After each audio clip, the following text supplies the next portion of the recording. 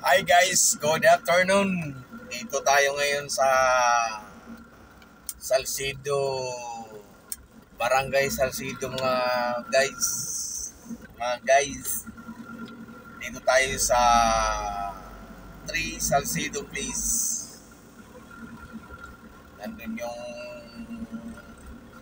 estimator doon pumunta at sumakay sa amin. Dapat kasi mga ahente lang sumama siya para magsukat dito guys sa 3 Salcido Place. Yan guys, dito lang ako paikot-ikot sa 3 Salcido Place. Hanggang yung 3 Salcido Place na dito sa kaliwa, pero diretso tayo. And guys, dito tayo sa Makati na ngayon. Kanina guys, unang vlog ko doon tayo sa Makati, Pasig.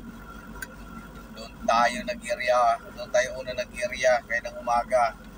Pero ngayon, dito na tayo ngayon sa Makati. Dito na kami mag-area hanggang mamayang 3:30.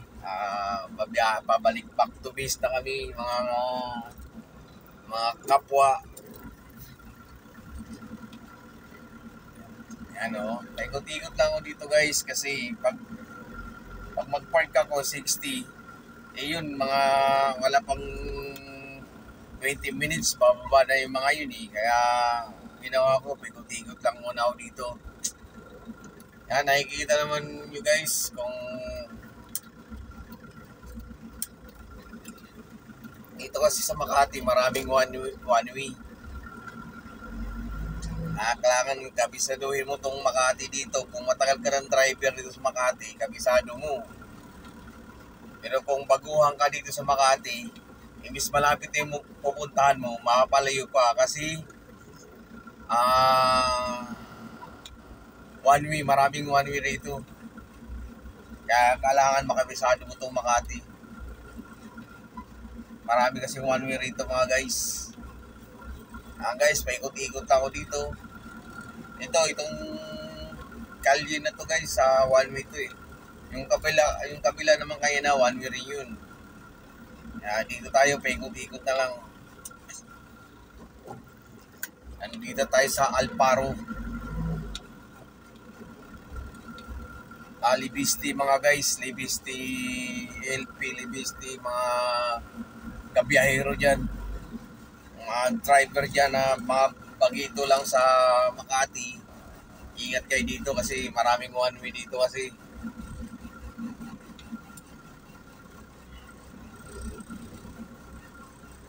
Kaya ingat, daming nanguhuli dito. Sayang din yun, yung isang araw natin mapupunta lang sa traffic enforcer.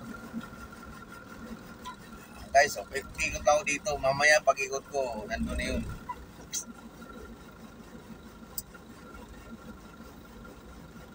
Takbong pogi lang tayo mga guys.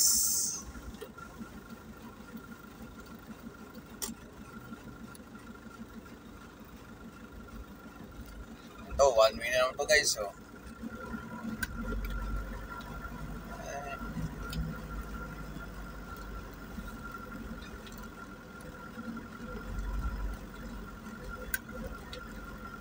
Guys,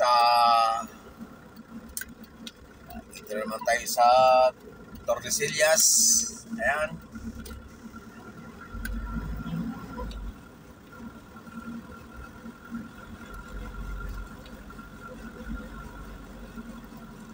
Ayan guys, dito sa Makati, lahat dito puro mga building.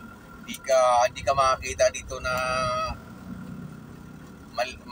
mababang mga building. Puro mga mataas na building to guys, dito lahat.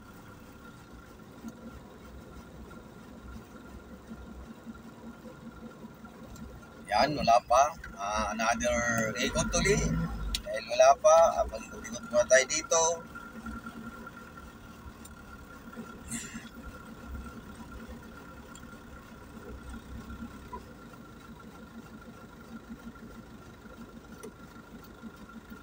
Yan. Another ikot na naman tayo kasi wala pa, di pa bumaba. guys, dito na tayo.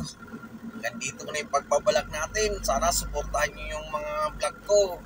At maraming salamat mga kababayan ko. Thank you.